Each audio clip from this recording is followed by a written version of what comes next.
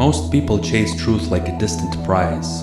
They look outward, upward, anywhere but into the field where their own experience begins. Yet the deepest insight does not wait on a mountaintop. It waits behind the veil we place over ordinary perception. This veil is thin. It dissolves when we start paying attention to how awareness moves rather than what it notices. For years, we imagine ourselves as travelers on a road towards understanding.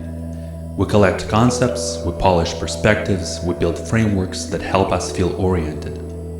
Nothing wrong with that. The mind needs a starting ritual. It wants to believe that clarity is a structure one can assemble. Yet there comes a point when the architecture grows heavy. Every attempt to grasp truth begins to reveal its own limitation. Each thought stands like a signpost pointing somewhere else. After enough seeking, a strange fatigue appears.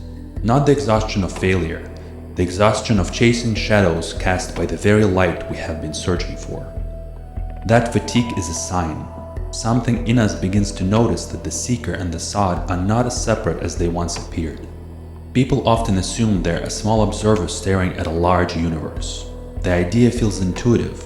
It is also incomplete. If you examine this simple act of seeing a tree or hearing a voice, a revelation begins to form.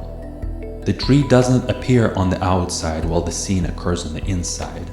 Both arise together in the same transparent space of awareness. This insight is not abstract. You can feel it directly.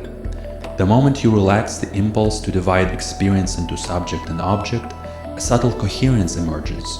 Reality is not a two-sided arrangement. It is a single unfolding that includes the one who observes it. When this lands, even for a breath, the world seems to breathe with you. Not metaphorically, through the immediate recognition that perception itself is a living relationship rather than private activity. The human mind creates boundaries for navigation. Useful boundaries, necessary ones. Yet over time we mistake them for the structure of reality itself. We start to think we're sealed inside an identity while everything else happens elsewhere.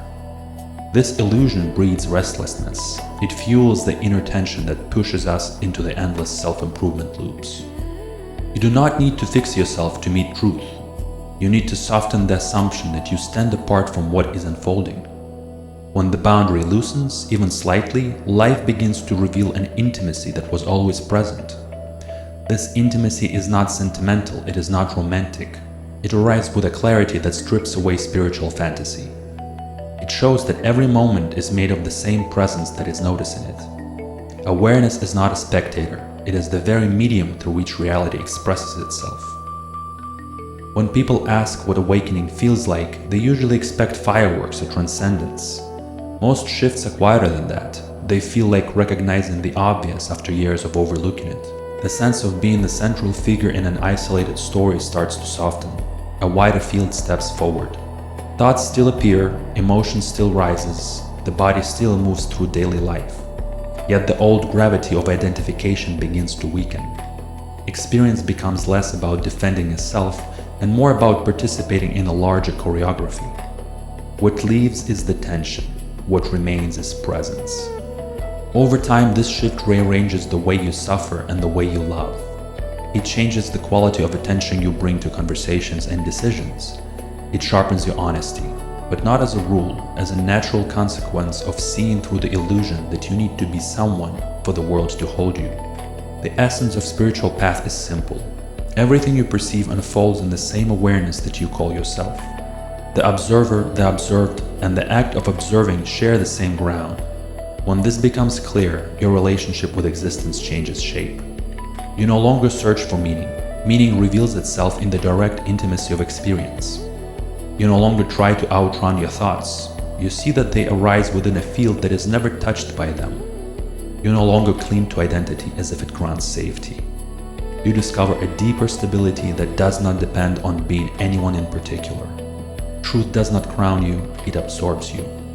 We spend so much time waiting for life to deliver clarity that we forget clarity is already woven into every moment of awareness. When you stop looking for a final answer and start listening to the simple fact of being conscious, the ground opens. You recognize yourself as the space in which the world appears. This recognition does not elevate you, it frees you. And once seen, even briefly, it becomes impossible to fully return to the smaller story of who you thought you were.